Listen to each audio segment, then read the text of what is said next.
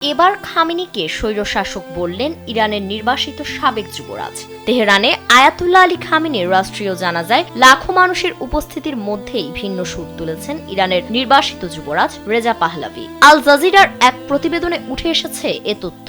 সামাজিক যোগাযোগ মাধ্যম এক্সে দেওয়া এক পোস্টে তিনি বলেন, ইরানের মানুষ খামেনির জন্য শোক করছে না, বরং তারা শোক করছে সেই মানুষগুলোর জন্য যারা তার শাসনামলে প্রাণ হারিয়েছেন। খামেনিকে তিনি স্বৈরশাসক বলেও উল্লেখ করেন।